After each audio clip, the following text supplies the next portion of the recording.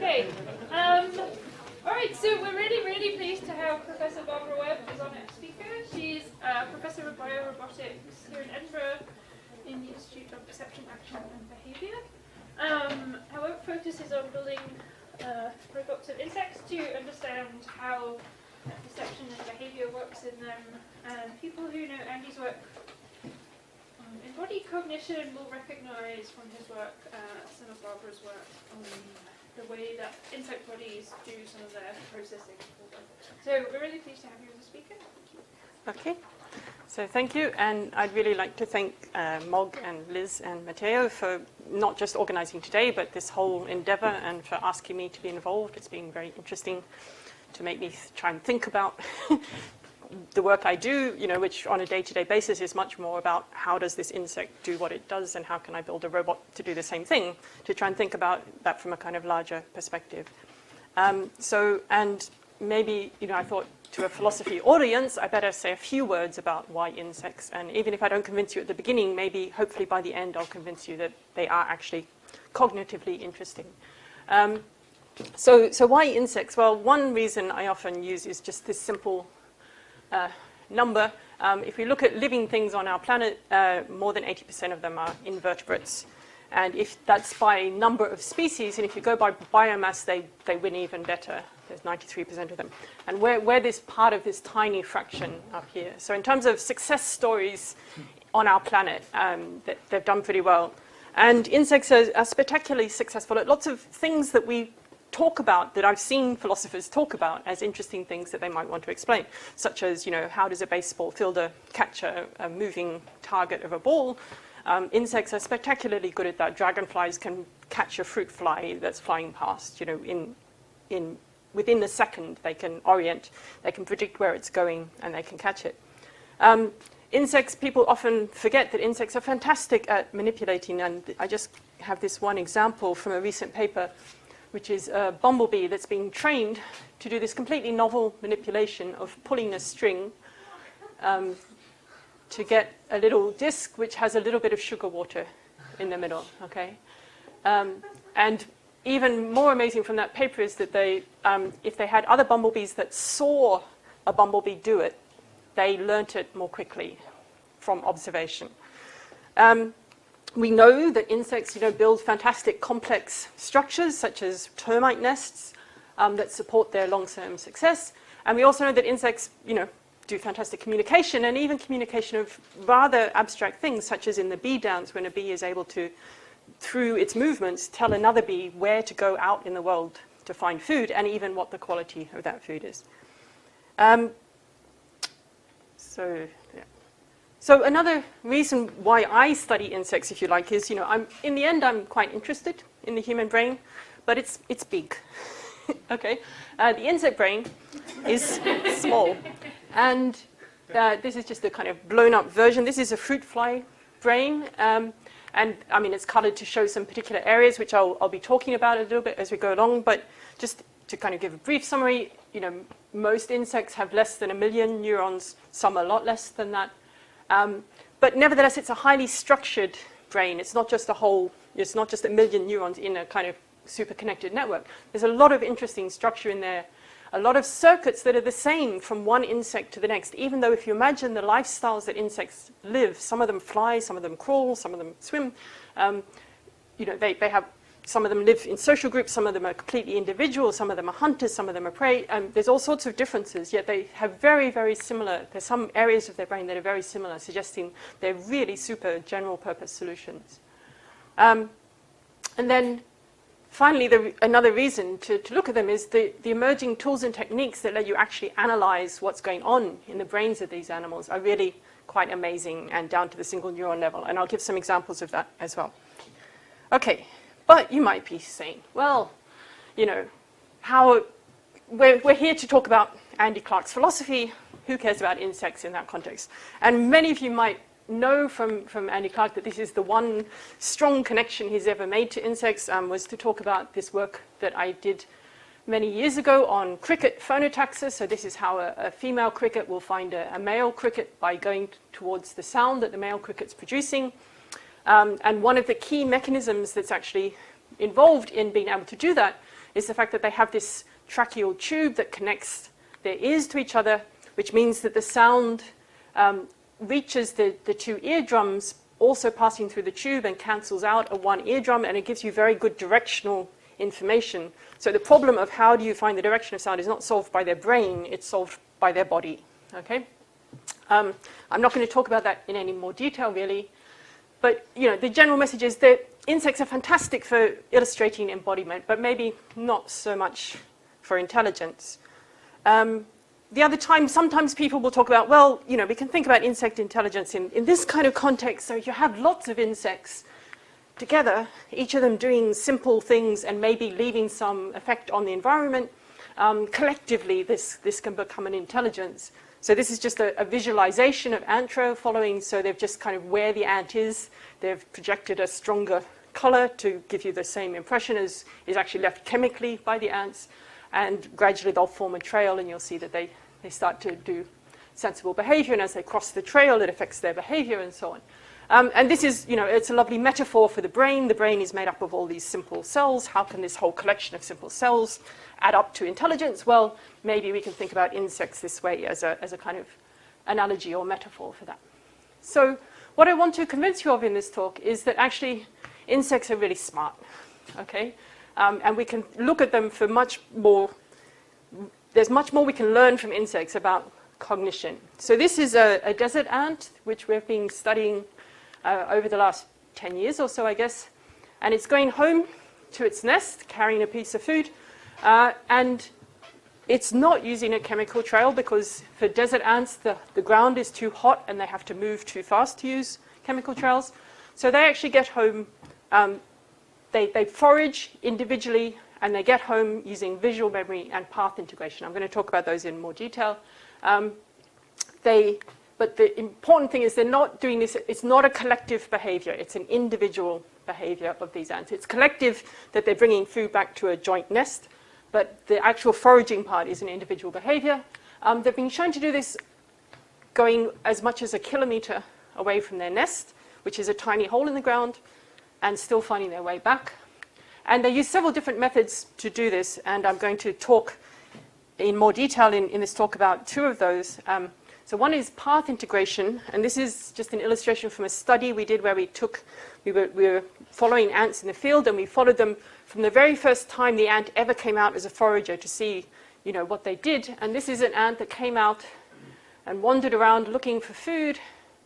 And when it found food here, it went basically straight back to the nest. And each of these is a clump of bushes, essentially, so it couldn't see the nest at all from here.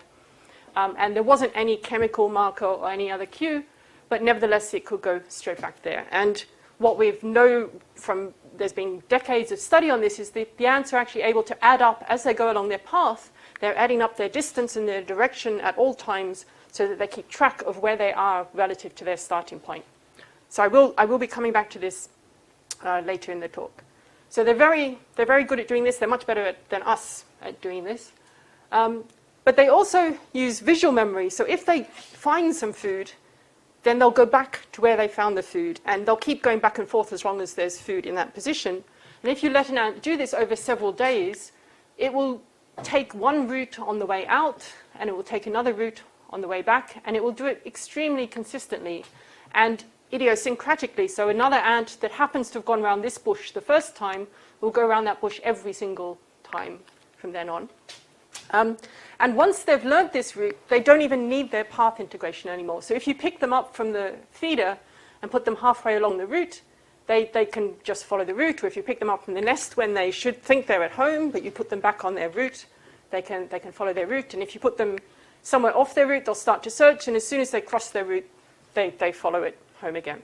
So, and it's being, again, there's lots of additional experiments to show this isn't chemical cues or anything else.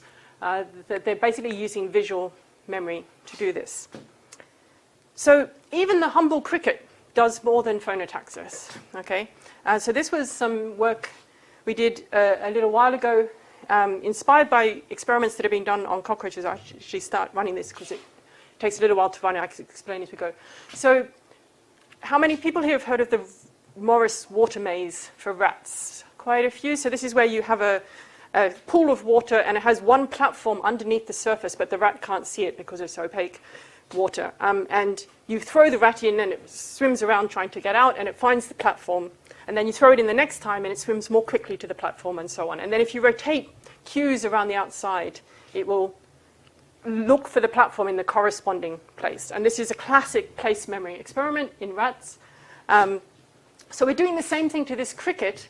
So what you can't see, basically, there's this whole base of the arena here is actually heated up. So it's rather uncomfortable for the cricket. And there's one cool spot where we're basically keeping it cold. And if it can find that, it'll be very relieved because that's a nice place. But it can't basically detect that. You know, it's not visible in any other way, and there's not much of a gradient. So you can see that here it's doing what rats actually do, which is to go a long way around the outside, trying to find some way out, but not succeeding. But if you give it long enough, it will start to explore inside, and eventually it will hopefully find the cool spot. So as you know, or those of you who have heard of it will know that this is used for understanding hippocampal function in rats.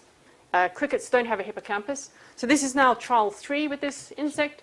And you can see it's behaving differently from the first trial. It's no longer going around the edge. It's exploring in the middle. And in fact, in a moment, it's about to find the cool spot right there.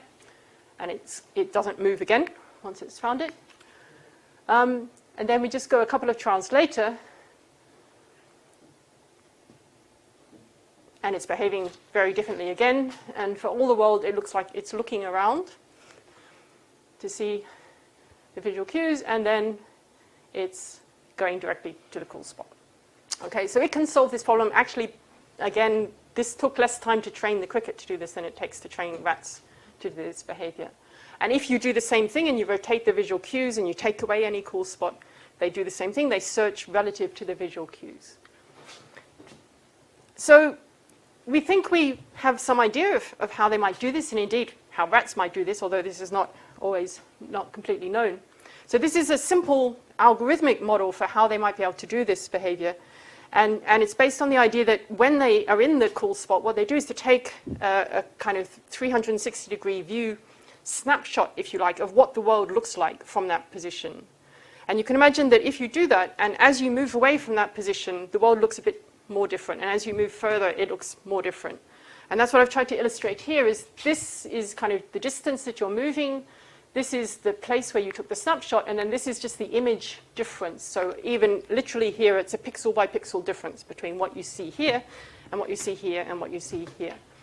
And what that means is that essentially it turns the whole problem back into a gradient following problem. All you need to do is go down the gradient of image difference, and you should get back to the safe place. And we can also use the same principle to explain how the ants are doing the route following. So here what we need to imagine is, instead of just taking one picture of what it looked at home, because as I said, they go behind bushes and stuff, so they wouldn't be able to see any of the same stuff. It wouldn't look the same. What the hypothesis is that as they're going home, they take pictures as they go along. And then if they're trying to go home again, they get to a particular point and they compare it to all the things that they saw before. And if it doesn't look familiar, they start to turn around. And if they turn and face the way they were facing when they took one of these pictures, then they'll get a dip in the difference function. So that's basically the heading angle here. This is facing along the route the way they were before. So again, you can see that this kind of forms a little valley, and they can just go along this valley of difference and get all the way home. And by the way, this is my top tip thing that I've learned from ants, is if you're ever in a foreign city and you're leaving your hotel, before you go around the corner, turn around and have a look. Because when you come back, it will look familiar, and it really works, believe me. But that's basically the principle, and we seem to be able to use this to explain fairly well what the ants do. And in fact, we even have hypothesized where in the ant's brain this is going on. So I'm just going to try and give you a flavor of this. People can talk to me in more detail about it if you like later. But the flavor of it is that this is an area of the insect brain called the mushroom body, which has a very interesting structure in which you have a small number of sensory neurons that project into this very large number of fan out into this large number of what are called Kenyan cells that then converge again on a few output neurons. And the basic idea here is that you take any particular image and you're projecting it into a kind of sparse encoding across these neurons, and you're learning what that pattern was. And the idea of the sparse encoding is that you can have lots of different patterns that might be quite similar, but because you're projecting them into this sparse encoding, that makes them more different, so that if you see the same thing again, you'll get a different output here, but if you see something different, you won't have learned that. So it's a fairly simple learning algorithm, but the structure of this system, the structure of the circuit basically means it's very effective for learning. And indeed, here I've sort of drawn it with both visual input and olfactory input. This area of the brain has been studied much more for olfactory learning, and this is kind of a hypothesis of ours, is that it's also involved in this visual learning. But in fact, as you can see, it's doing multimodal learning. And one way I like to think about it is, it's like the ant is learning a gestalt about this is what this place felt like. You know, it looked like this, it smelled like this, the wind was coming from this direction, the ground had this amount of roughness. All those things could contribute. So it has a gestalt impression of this is where I was, it's familiar, or no, it's less familiar, so maybe I should look around and see if I can find something that's more familiar. And I actually think this is not a bad analogy for what place cells in rat brains maybe are doing. Okay. Of course, we've also put this on a robot. So this is our little cheap and cheerful robot, which is a mobile phone on wheels. But it has lots of nice sensory systems. It's really convenient. And we put a little omnidirectional lens on the camera so that it's seeing 360 degrees. And then here we're running it in our little simulated ant field. And the basic idea here is that what it does is it goes straight. And each step it takes depends on how familiar things look. If they look familiar, it will keep taking big steps going straight. If things look unfamiliar, it will take smaller steps and start to oscillate more and more. And that basically works reasonably well to get you home. And we've even taken it back out to the ant field and tested it out in the wild. And it works. It doesn't work as well as the ants, I should say, full disclosure, but it does work, at least in principle. Okay, so is this an example of Clarke's predictive processing principle? So I think in some ways, yes, in some ways, maybe not. So one way you can think about this stored memory that the ant has is that it's a prediction of what home or the homeward direction should look like, okay? And what I just told you is that we think the behavior is literally controlled by the brain computing the difference of the current view from the views it's seen before. So it's a prediction of what it should see, and it's saying what's the difference. If it's different, that's controlling my action. However, you might, on the other hand, say, okay, well, but you know, what you're storing here is just a snapshot. That's not a generative probabilistic model in the sense that we think might be going on in real brains, you know, not just mere insect brains. But on the other hand, you know, that's our model is using a snapshot. We actually think it may be a little bit more sophisticated than that. It's probably not just a simple snapshot, and that's one reason the ant is doing better than our model, is because they're probably doing something a little bit more sophisticated about what they're expecting to see and how, for example, how that might change from the morning to the afternoon when all the shadows are coming from a different direction. They seem to be able to cope with that just fine. So maybe they've actually got something a bit more complex going on. The other thing I'd sort of say about this is I think it's important to note that this still involves a lot of embodiment to solve the problem. So part of the embodiment is just the fact that the ant, like most insects, has almost 360-degree view of the world.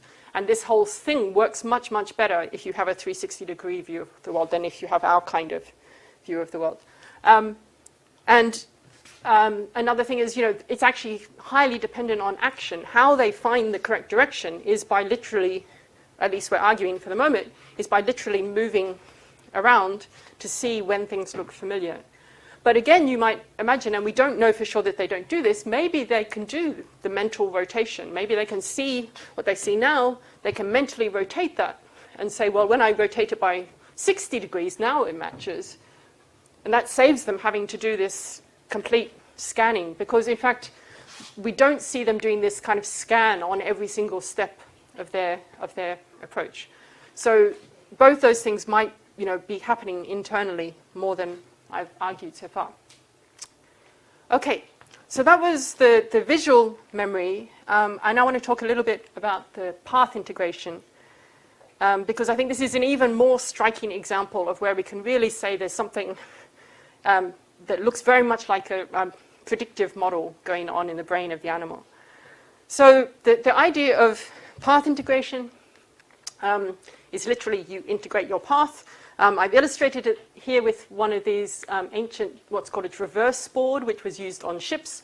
So the idea is, as you're sailing along, every half hour you say, well, what point of the compass was I sailing on? And you put a little peg in.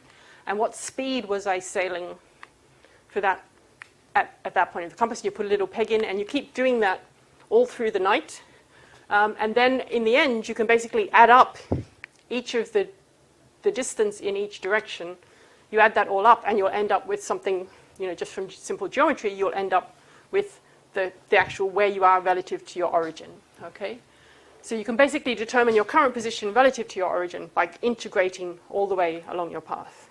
And to do this is not trivial. I mean, you need to actually do some combination of maybe multiple sensory cues. And what you're doing is essentially you're internally tracking a salient object that's no longer present. So your nest, this hole in the ground, you've left it behind a long time ago, but nevertheless, somewhere in your head, you know where that is. And I think this is, I find it very hard to say that this is not something that we would describe as an internal representation. Okay, I'm very, very wary, as people might know, of using the word internal representation, but I find it very hard to say this is not getting as close as you might like to an internal representation. Okay, that might be something interesting to talk about with people. And it's been observed in many insects. Ants are famous for it, bees do it, wasps do it, but even fruit flies have recently been shown to do this as well, at least over small scales. And we now know even more about some of the basis by which insects are doing this. So this is a really lovely piece of recent work that's looking inside the brain of a fruit fly. So this is a fruit fly on a little trackball, and its head is fixed up here. And this is an image of the activity of a very small subset of neurons in its brain. I think, so I'm not sure exactly the order, but it's on the order of tens of neurons. And it's been genetically modified so that those neurons and only those neurons will light up when active. And these neurons, this circuit that these neurons fall into actually forms a little ring. That's the connectivity within the circuit. And what you can hopefully see here is there's this bump of activity that's, as the animal moves around, relative, this is a stripe that it's moving, it's kind of more or less tracking the stripe, but it's moving relative to the stripe. And basically, using this internal measurement of its neural activity as a way to predict where the animal is facing, basically follows exactly the direction that the animal is facing. And there's a couple of important points. You might say, well, so what? It's got a big visual stripe there. That's just visually projecting into the neural system. But it's not at all like that. So what's actually happening here? So firstly, the location of this bump is not retinotopic. So if you go to a different fruit fly, the relative position of this bump to the external thing is arbitrary. And even the same fruit fly another day, the position of the bump can be arbitrary. So it's not just a straight visual activation of these neurons. Also, if you just turn the lights out, the bump stays there. And then if you turn it on again, it starts to follow again. And if you turn the lights out, but the fly decides to start walking anyway, the bump moves in exactly the way that the fly is turning. So basically, it tracks its heading direction completely in the dark with completely different sensory input, presumably. But in exactly the same way. The only difference is if it doesn't have this external cue, then eventually, if it's just using its own internal cues, it will drift in accuracy. Okay? So it seems like this is really literally a heading direction compass that the insect has in its brain. And the area of the brain that this is in is the central complex. So this is our picture. This is the eyes of the fly. This is all visual processing. These are the mushroom bodies that I talked to you about before, which are called that because they look a bit like a mushroom. And then now we're talking about this area here, this kind of central area, the central complex. It's called the central complex because it's central and it's complex, I guess. And here's a beautiful picture produced by my collaborator Stanley Heinze at Lund University. That he's been tracing the neural pathways in this area. And it looks like complete spaghetti, but it's not. It's actually got a huge amount of very interesting structure, which we've been looking at. And this is work done particularly by a former PhD student of mine, Tom Stone. So basically, we wanted to say, can we understand, what's going on in this spaghetti, where we have the hypothesis that, well, one of the things, we have a compass. Maybe that's part of this path integration system. If you know the heading, then the other thing you need to know is the speed, and you need to integrate those. And what we found, well, specifically Stanley found, was that anatomically, there's a set of neurons that get input from these neurons that I just showed you that are relative to the heading direction, the compass heading. And they also get input from neurons that respond to forward optic flow. So optic flow when the animal is flying forward. And they even respond kind of proportionally to the speed of the optic flow. So you actually have the speed input, the compass heading, and you have them going to these neurons. And these neurons kind of form, it's a set of columns in this structure. And there's basically an eightfold symmetry to it. And I've tried to sort of illustrate here what's going on. And one thing I want to point out, this might look like this is a nice abstracted hypothetical model.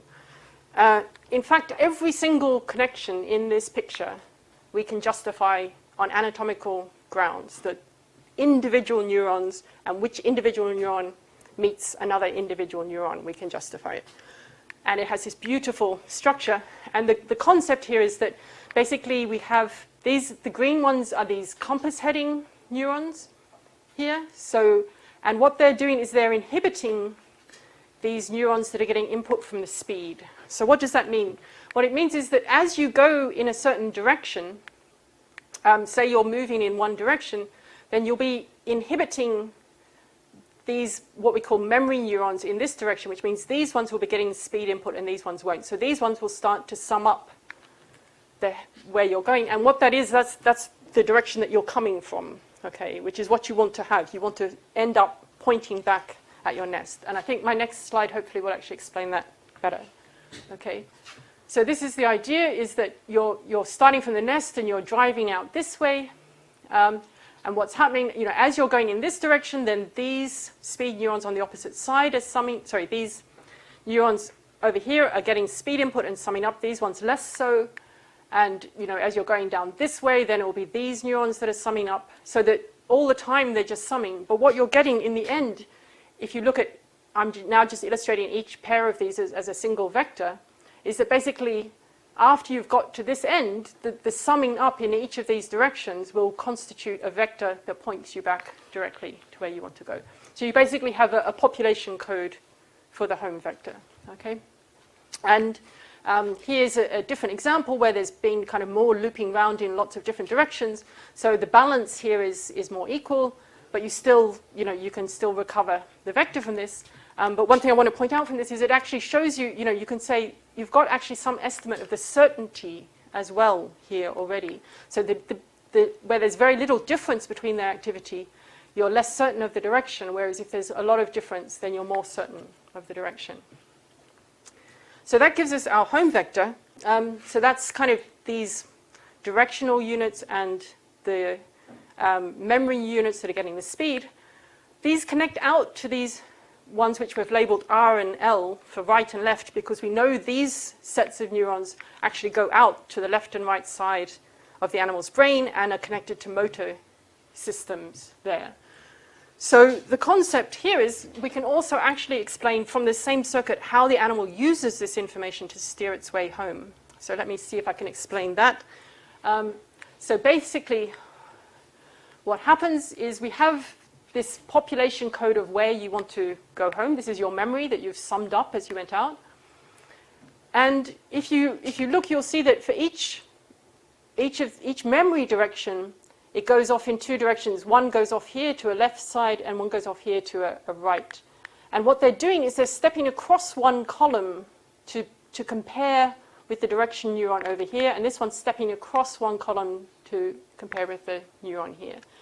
And what that is effectively doing is saying we're taking this population code and we're rotating it by one step clockwise or by one step counterclockwise, so anti-clockwise or clockwise. Okay, so we're basically saying this is my memory. If I was to turn 45 degrees this way, how does that compare to what I currently sense? And if I was to turn 45 degrees this way, how does that compare to what I currently sense? Because each time you're taking the difference from these inhibitory directional neurons, you're taking the difference from the memory on one side and saying that's my right output, and the difference of the memory on the other side, and that's my left output. Sorry, I'm not showing that very well. Yeah, so this is my left output, and this is my right output.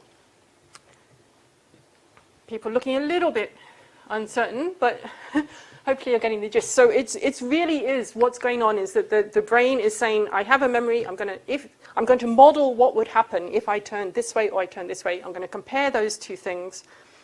I'm just going to sum up, so I just take the difference of what happens with my memory and my current direction, and the difference if my memory is rotated the other way, and I sum those up and I get an output that tells me should I turn left or should I turn right. So if I get a better match in one direction, that's the direction I should turn. Okay. So this is, and we really think this is the whole principle by which this circuit is working, and I'm just going to show you a little video because that's more fun. So this is a little simulated bee flying along, and you can see kind of the direction it's going is shown here in these green neurons. This is, as it goes along, these ones in the opposite direction start to sum up more and more. This is sort of showing you the layout as it actually is in the brain a little bit more, but don't need to worry about that part, really. And then when it gets here, it basically drives itself directly back home. It will steer home, and moreover, we get this complete emergent behavior that if it has nothing to tell it it's home in this simulation, what it will do is just start to do a search behavior, because basically all its memory will be balanced, everything will be equally active, and then as soon as it overshoots, one of them will become more active, which will pull it back around, and so it will actually do the search behavior as well, emergently. Okay.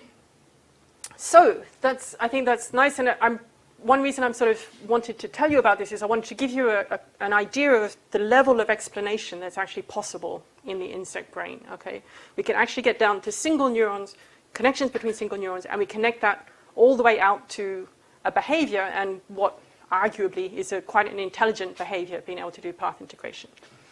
Okay, so then I'm just going to talk about one more piece of work that we've done with the ants, which is to say, well, what happens when these two systems interact? I've told you they can use path integration to get a direction. They can use visual memory to get a direction. And we were quite interested in the idea as, well, what happens when they integrate these two things? And there were some hints that maybe they integrate them in a kind of sensible way that involves some kind of Q integration. I think maybe for speed I might not describe that, but basically there are these different things that show that, for example, when these two things are in conflict, so let me explain. So this is the nest for these ants, and this is where they've learnt, that this is the food that they've learnt, so they've been going back and forth on this route all the time. And then they suddenly get picked up from here and put here. And what you can see is what they partly do is follow the vector direction, okay? But they don't just do that, they're also influenced by something else. That means that they actually go a little bit more towards, the view, potentially. So if they're following this direction, it would be saying, they're just following their path integration, but they're actually influenced by their view. And in this initial paper, I actually quite like it, because in this paper they had a completely different interpretation, but actually it looks very much like they're combining, depending on how far away these things are. So our question was really, can ants maybe be combining cues optimally, okay, relative to the uncertainty of the cues? And I think most of you are probably not familiar with ants, but many of you might be familiar with this kind of literature in humans that's been very big recently. The idea that when we have two cues to a stimulus, that we combine them according to the uncertainty of each of them. And this was one of the kind of classic experiments where these people had to estimate the size of an object, and they had both haptic information, so they could feel it, and they had visual information, so they could see it. And both of those were being manipulated, the haptics by this kind of funny device, and then also the vision by how blurry things got. And basically, most people in that situation, they'll tend to favor vision over haptics, but as things get blurrier and blurrier, they favor the haptic information. And this is just sort of shown here how much they weight the visual input versus the haptic. And this complicated thing is made so you can make those two things be in conflict. And moreover, the way in which they weighted the two things seemed to go exactly as would be predicted by optimal integration, i.e.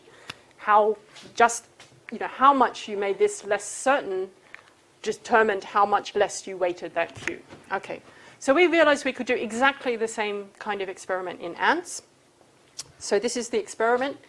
So we have ants that have been trained to go from a nest to a feeder and back. So both, they sort of, so trained from a nest to a feeder and back. So they've become familiar with what things look like coming back to the nest, okay? But also, if they've run out away towards the feeder, then they've also got their path integration, okay? So if we pick them up here, they've got 1 meter of path integration. Here they've got 3 meters, 5 meters, 7 meters. And their path integration is always pointing in this direction. But what we do when we pick them up is we put them over here so that their view information would tell them they should go this direction. Okay, so their view is saying the nest is over there. Their path integration is saying the nest is over there. So they're in conflict. And what's nice is we can actually, because of the mathematics of path integration, we can actually get a precise prediction of how certain their direction from their path integration should be. And it's a little counterintuitive, but I tried to illustrate it here, is as the further you go with path integration, the noisier it gets. But in fact, because of the geometry of it, it actually becomes your direction, so your certainty about the direction becomes more and more certain. So you can kind of imagine if I've walked away from here, then anywhere in there is where that object is. When I've walked all the way over here, it's quite a narrow direction, okay?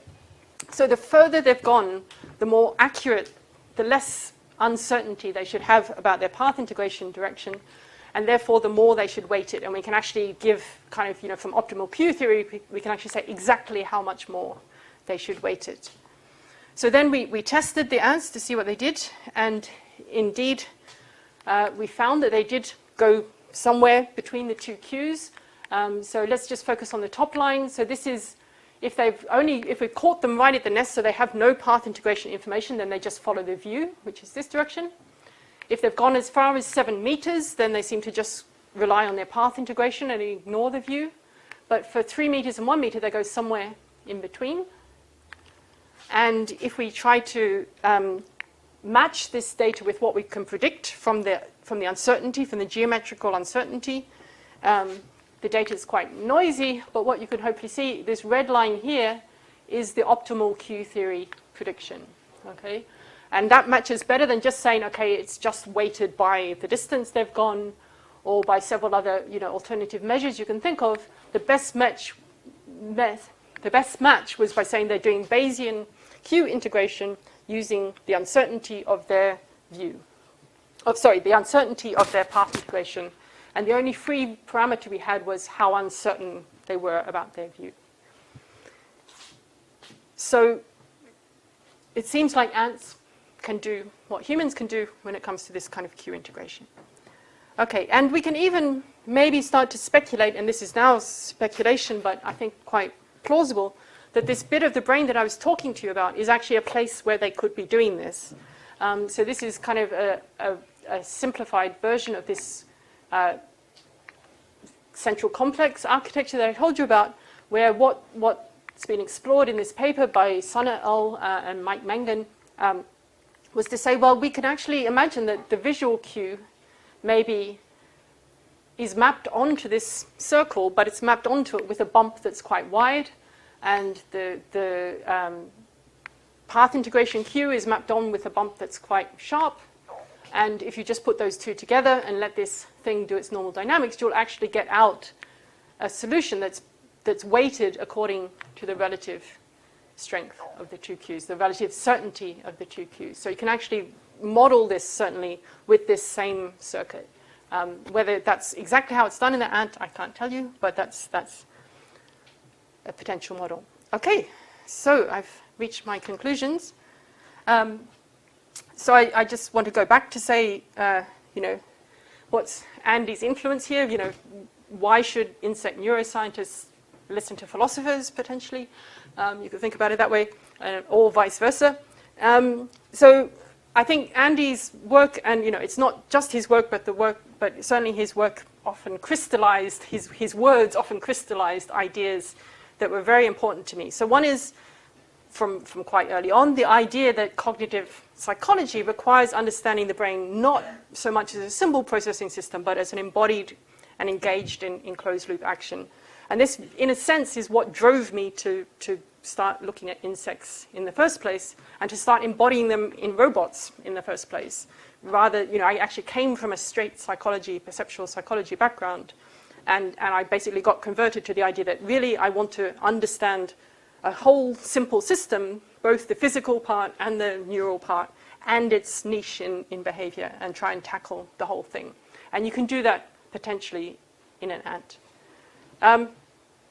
The second, later idea that came up when I started moving into slightly more complicated behaviors, in particular when I no longer thought just about auditory localization, but how does auditory localization interact with visual flow and everything else, was that it very, very quickly became apparent that you can't do effective closed-loop control for any even vaguely intelligent agent without having some kind of forward model and prediction process going on. And moreover, that I really think this is the right way to think about what the brain is representing.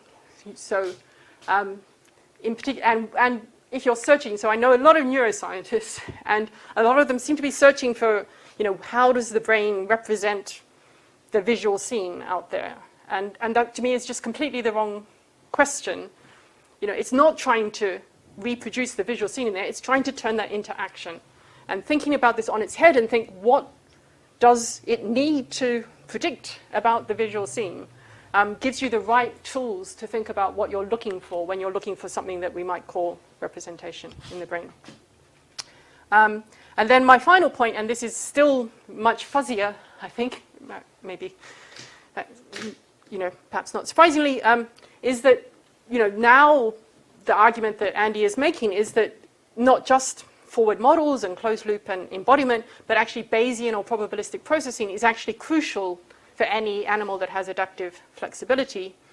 And so that leads me to expect that, at least to the extent that insects are flexible, and that might be something we can debate, we really have the opportunity to unravel this in the insect neural circuits. We have the tools that let us actually do it in the insects. So we should be able to find it there first, potentially. So that's why I encourage you to kind of watch this space. Okay, so then I'll just thank some of the people who worked on this. So this is my postdocs a few years ago, and they just looked so, they were just waiting to go for lunch, and they looked so like train spotting that I couldn't help it. But in particular, Michael Mangan, who's been involved in all this work, he was a PhD student and then a postdoc with me. He's now a lecturer at Sheffield. Antoine, who's been really important in doing a lot of the ant experiments, and then these are other very useful postdocs as well. And then also just to thank my collaborators, particularly Stanley Heinzer and also Tom Stone, who is the PhD student who did the beautiful work on the path integration model. And of course, to thank you for listening.